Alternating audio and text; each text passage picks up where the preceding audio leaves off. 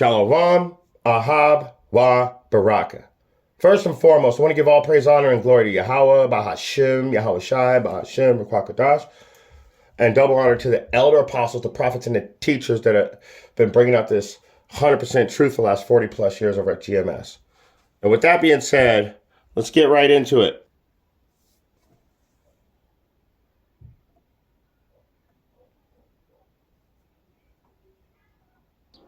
So I think every CIA station chief in the Middle East woke up this morning with a migraine headache because there's a potential for a generational counterterrorism nightmare here. You have to look at the words that Donald Trump used yesterday, quote, take over Gaza, own Gaza. These are triggering mechanisms for Islamic extremist groups. Remember, Osama bin Laden's biggest beef with the United States decades ago was the U.S. troop presence in Saudi Arabia. Al-Qaeda in Iraq, same thing, the insurgency based on U.S. troops in Iraq. So this kind of language only is going to galvanize groups that want to kill Americans. And if I was in the CIA and is still in the CIA and the counterterrorism community, I'd be monitoring the Islamic extremist forums because this is just a tremendous own goal. And I worry that even if these are just words, as Richard said, perhaps part of some strange negotiating gambit, Americans might be less safe now. And I can't imagine anybody in the CIA or the State Department who would have advocated this approach.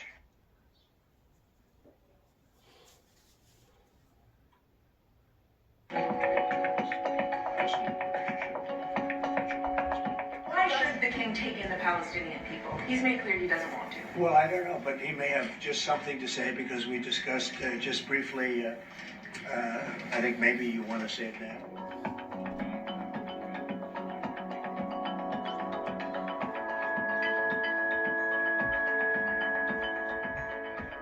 I think we have to keep in mind that there is a plan from Egypt and the Arab countries. We're being invited by Mohammed bin Salman to discussions in Riyadh.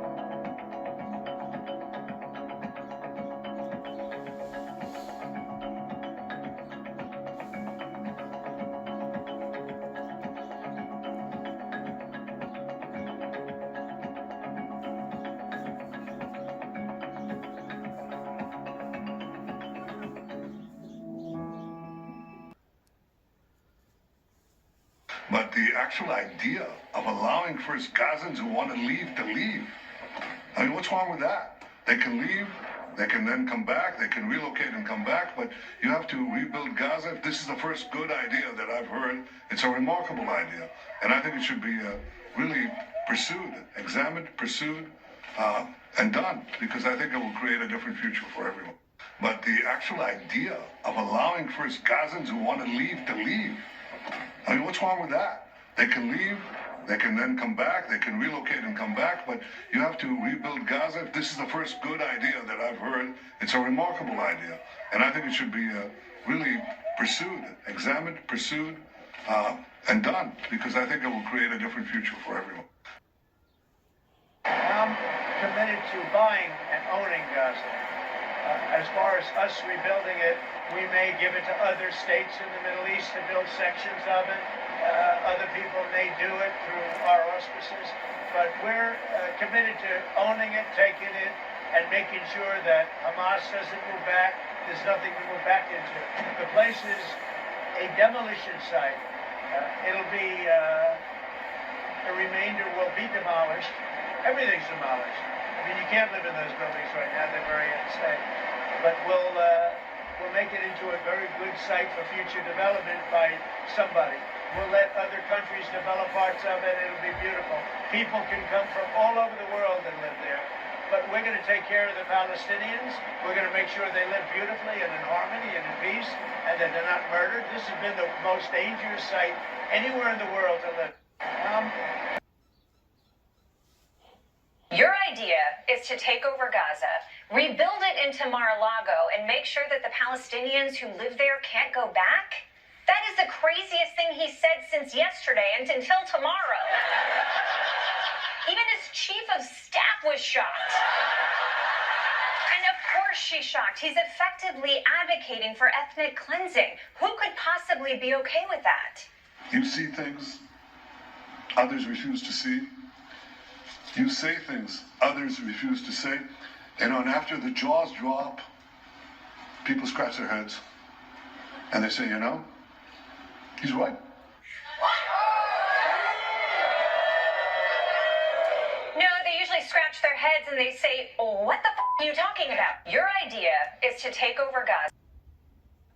What do you want to do? Can we have Greenland? Denmark's leaders have repeatedly said it's not for sale. What about the Panama Canal? Panama's president said that's non-negotiable. Canada should be the 51st state. You want to turn all of Canada into a U.S. state. We should take over Gaza. It's a phenomenal location on the sea, the best weather. The people of Gaza do not want that. Also, it sounds like it could be a violation of international law. We would move them to a good, fresh, beautiful piece of land. All 2.2 million people. I'm open to the idea. How much longer is he visiting again? Did you find out if we could rename the Gulf of Mexico the Gulf of America? Yeah, you can technically do that. All right. The art of the deep. What do you... All right, let's get it. The main thing we're going to be talking about here today is, these wicked, evil Edomites, but we should just start with Gaza. Hopefully I can get it to come out. Hopefully I can get it to come out right now. Book of Amos, chapter 1. Come on. Book of Amos, chapter 1. All right. Got it. I can't believe it. All right. So let's start with Amos, chapter 1, and start at verse 6. Thus saith Yahweh, for 3 transgressions... Let's keep that stupid face up there for another minute. With a name change. There we go. Let's keep his face right there. Sorry about that, guys. I am really let's just go into it. So verse 6, like I said, thus saith Yahweh, for 3 transgressions of Gaza, and for 4 I will not turn away the punishment thereof, because they carried away captive the whole captivity to deliver them up to Edom. So in the ancient times, Gaza delivered the Israelites up to Edom. Guess what?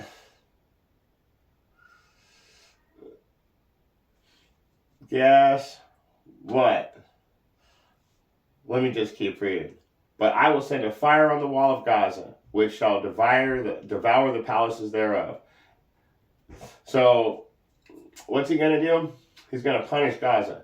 Then he's going to set fire to the walls of Gaza. Now, you can go through the news right now. I just showed you clips of Gaza just getting completely demolished.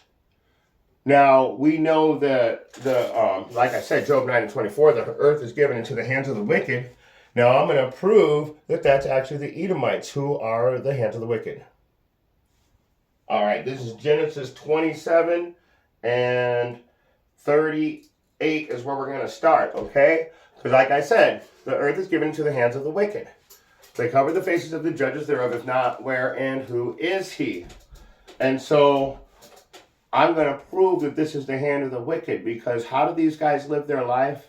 They live their life through conquering and destroying and taking over. I mean, just look in the background. It says Gulf of America. We'll get into that too. So let's read.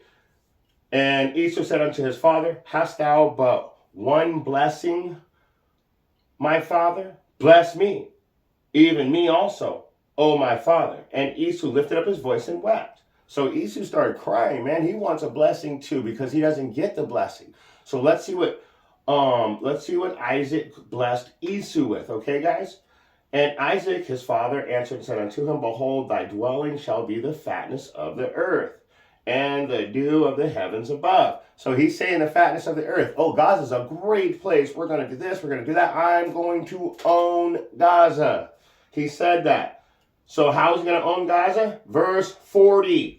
And by thy sword shalt thou live, and shalt serve thy brother, and it shall come to pass when thou shalt have dominion, and thou shalt have broken his yoke from off thy neck. And so it shall come to pass when thou shalt have the dominion, that thou shalt break his yoke from off thy neck. So just when you think you're going to win, that's when we're going to come get you. But anyway, so how does Esau live? By thy sword shalt thou live. By thy sword shalt thou live. So Esau, when you go into it, he is a conqueror. He's a hunter and a gatherer. So by thy sword, the spiritual Edomites today live still by the sword. Okay, now we can get into it, because what does he want to do with Gaza? He wants to take Gaza, and he wants to he wants to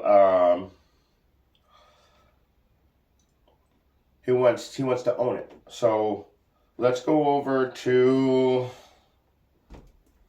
the book of Exodus. Let's see, I think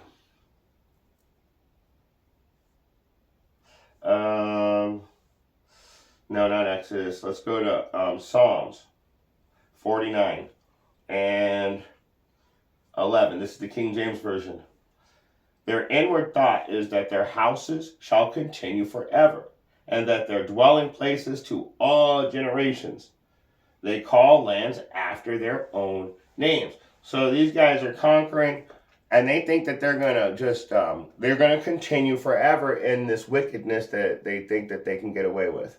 Which you're gonna find out real quick that they will not get away with the wickedness. They will not get away with this wickedness. They, in fact, can only go for a certain amount of time, and then they're gonna be stopped. But let's get that real quick. I just gotta bring this out real quick, like I said, because let's just listen. Jeremiah 5 and 22. This is the King James Version. Fear ye not me, saith Yahweh.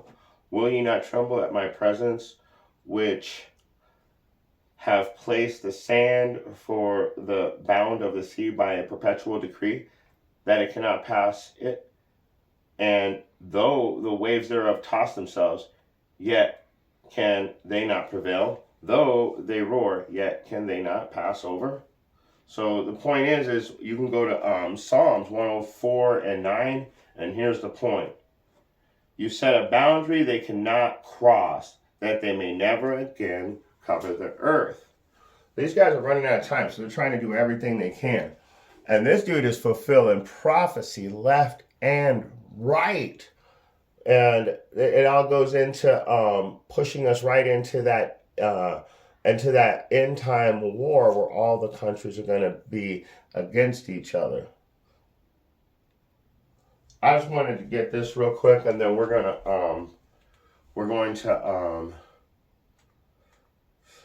to close it down. So really, I just want to read a little bit of Obadiah 2 to remind you guys who these guys are. These guys are very prideful. In fact, let's get that. Let's start right there. Let me start right there. It's verse 3. The pride of thine heart hath deceived thee, thou that dwellest in the clefts of the rocks, whose habitation is high, that saith in his heart, who shall bring me down to the ground? Though thou exalt thyself as the eagle, and though thou set thy nest among the stars, thence will I bring thee down, saith Yahweh. So these guys think that they're going to rule the world forever, but we know that they have but a short time. In fact, subconsciously, he knows he has a short time, but on the surface, he really thinks he's going to live forever. Revelation 12 and 12. And this is what this is about. These guys are trying to push their plans so they can get them all worked out. And for some reason, these guys really think they're going to beat the Most High, Yahweh, Bahashim, Yahweh Shai. So, and I already showed you, and I'll show you that too, because I'm going to get that next. This is Revelation 12 and 12. Therefore rejoice, ye heavens, and ye that dwell in them. Woe to the inhabitants of the earth and of the sea, for the devil is come down unto you, having great wrath, because he knoweth that he hath but a short time. So what are they doing? They're starting to take draconian measure to get their plans worked out. They use draconian measures on North Carolina. They use draconian measure on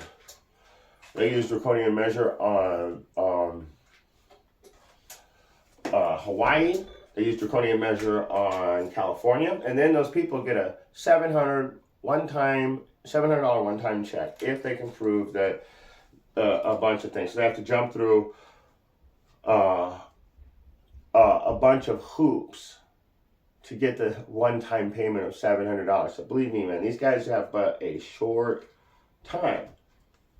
And that takes you into 1 Peter 5:8. Be sober-minded and alert. Your adversary, the devil, prowls around like a roaring lion, seeking someone to devour.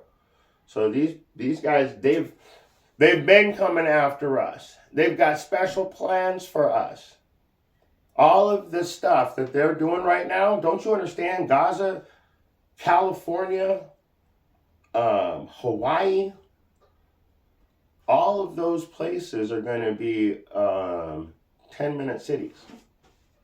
So you got to understand what's going on here. You got to see the bigger picture.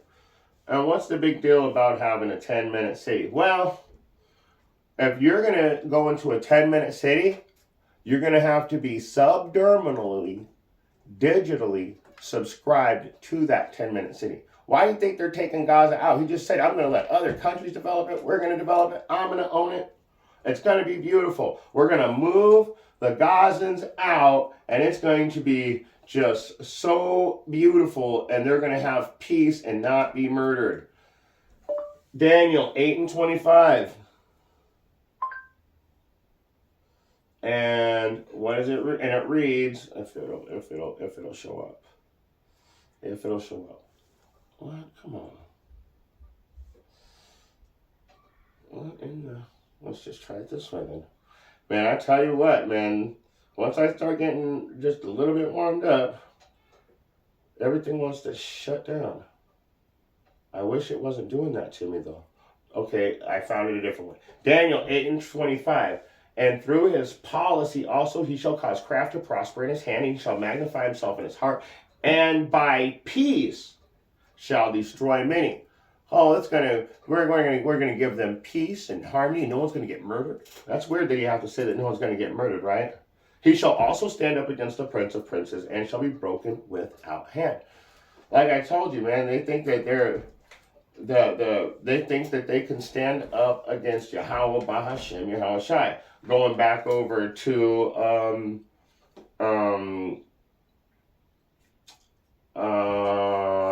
verse 3 in Obadiah, the pride of thy heart hath deceived thee. And at the end of that verse, let me just read the whole thing. Thou that dwellest in the clefts of the rock, whose habitation is high, that saith in his heart, who shall bring me down? Well, Yahweh Bahashem, Yahweh Shai, is going to bring you down without end. Don't you get it? He's going to get you. He's coming for you. He's coming for you.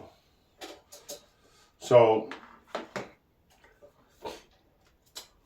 I want to keep reading on Obadiah for a second, though. Let's jump up to verse 6. How are the things of Esau searched out? How are his hidden things sought up? So verse 7, though, here's the point. All the men of thy confederacy have brought thee indeed to the border. The men that were at peace with thee have deceived thee and prevailed against thee. They that eat thy bread have laid a wound under thee. There is none understanding in him. So right now we're watching the what you would call the calm before the storm. We're watching the calm before the storm right now. You see, Trump is wanting to take over the world, and he's not very quiet about it. Let's just say it like that. He wants Canada, he wants Greenland, he wants the Gulf of Mexico to be... And if you look it up, the Gulf of Mexico is now the Gulf of America. I mean, he wanted to train... I don't know what he wanted to do with Greenland, but he's trying to buy that. Now he's over in Gaza, and they're taking over Gaza, and they changed the Gulf of Mexico to the Gulf of America. Unless you're in Mexico, it's still the Gulf of Mexico, of course. Why wouldn't it be? In fact, let's get this scripture real quick.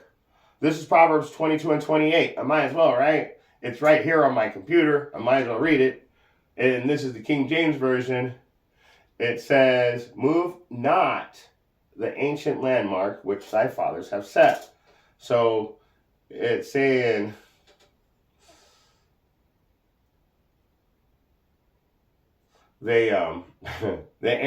So It says move not. So let me explain why through scripture, why it says don't move the boundaries. So let's go to Job 24:2.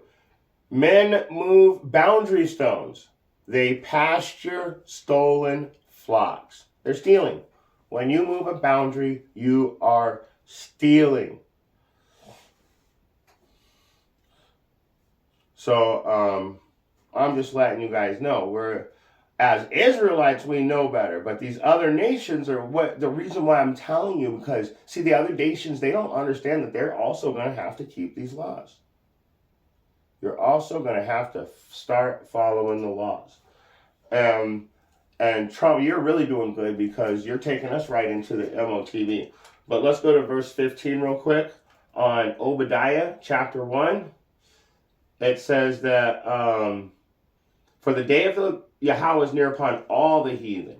As thou hast done, it shall be done unto thee. Thy reward shall return upon thy own head. Do you see how all the other places are being bombed? We're just going in there and taking over. Well, it's saying that that is going to happen to this place. They're going to come in and start fighting, and that's when everybody is going to fight against each other. And that's going to be, and then they're going to stop fighting against each other to try and fight against Yahweh when he shows up. So this is getting real good. But let me show you what Trump's real plan is, because it's not really taking over Gaza. Gaza is just a small part of the plan.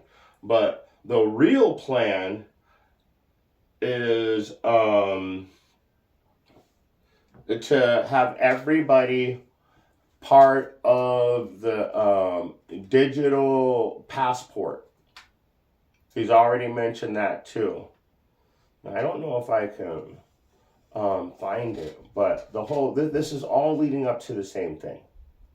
The wars, the removing the cash, the changing the names, all the confusion. It's all to bring forth the new world order.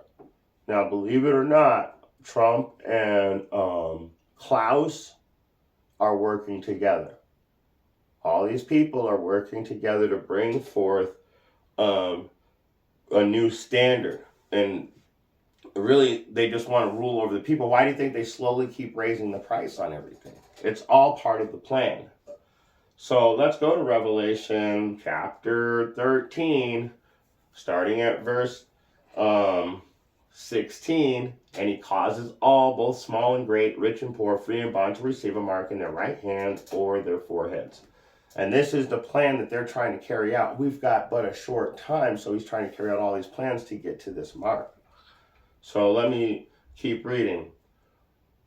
And that no man might buy or sell save he that had the mark, or the number of the beast, or the name of the beast, or the number of his name. So you guys got to understand, this is all to push one narrative. They want to mark the sheep. They want to make sure that you guys can never, ever retaliate against these guys.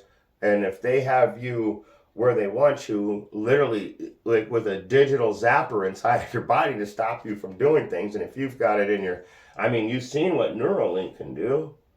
It can help people walk. So why wouldn't it stop people from walking? Or it could just make them see things. You see, this is the beginning of a technology that they already have. They already have this technology. They've had it. If they're showing it to us, they've had it for at least 70 years. You got to understand that. At least 70 to 100 years.